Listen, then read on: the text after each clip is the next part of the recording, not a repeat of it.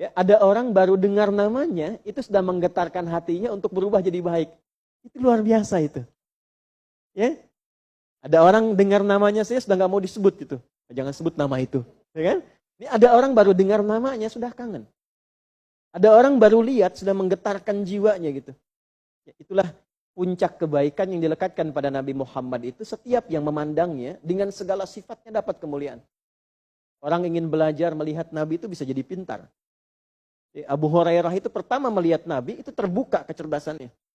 Abu Hurairah 3 tahun sebelum Nabi SAW wafat. Ya demikian orang ingin menjadi dermawan, ingin kaya, melihat Nabi itu berubah jadi orang kaya yang sangat dermawan. Ya, saking luar biasanya pancaran kebaikan yang melekat pada diri beliau. Nah sekarang tugas kita itu berusaha semaksimal mungkin untuk mengoptimalkan, memperbanyak sesuai kemampuan kita kebaikan yang bisa dikerjakan selama hidup. Bisa dipahami insya Allah? Nah, makanya di pertemuan yang lalu pernah saya sampaikan kita berlatih, yuk bulan ini latihan mata dulu, lihat. Ya kan? Yang suami-suami sampai menikmati melihat istri sendiri dibandingkan istri orang lain gitu ya. Ya, ibu juga sama. Ya, lebih senang lihat suami dibandingkan ustadz yang lain, gitu kan? Gitu ya. Sama, gitu ya.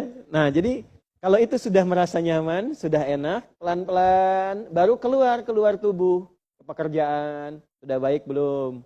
Allah perintahkan apa dalam pekerjaan? Bukan jenisnya, tapi sifatnya. Jenisnya yang baik-baik boleh. Bertani silahkan. Tapi airnya dari mana? Jangan sampai air punya orang dialirkan ke sawah sendiri. Ya, nah, dagang silahkan boleh. Larangannya apa? Jangan menipu, jangan kurangi timbangan. Dulu timbangan manual. Ya, manual. Sekarang dalam online itu lihat apa yang ditampilkan sama enggak dengan yang diberikan. Ukurannya serupa tidak? Ya, silahkan. Yang di kepemimpinan, di birokrasi boleh. Apa nanti perintahnya? Jujur, adil, bijak, baik. Larangannya apa? Jangan zalim, kan? Jangan menyeleweng dan sebagainya. Turunannya ada. Nanti dijelaskan sebelum kita mengalaminya. Yang di rumah tangga, tugas suami apa? Jangan-jangan selama menjadi suami belum tahu tugasnya apa. Tugas istri apa?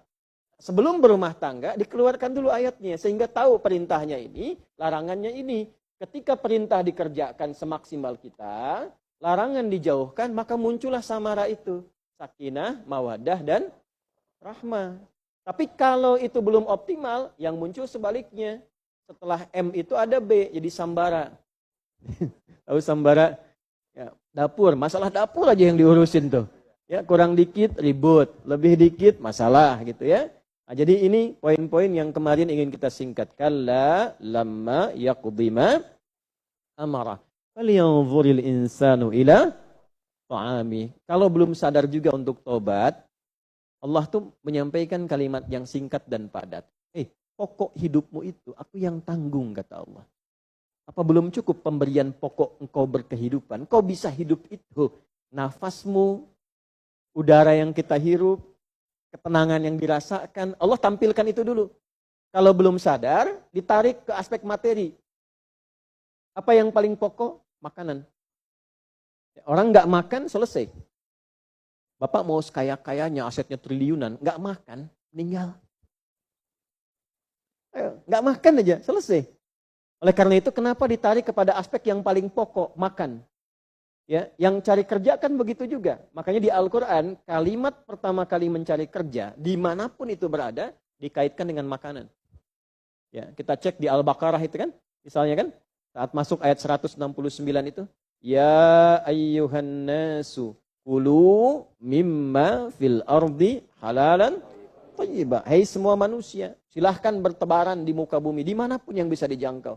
Jadi teorinya, mencari kerja itu, ketika ditampilkan di dalam Al-Quran, silahkan bergerak melampaui ruangnya. Jangan batasi diri Anda.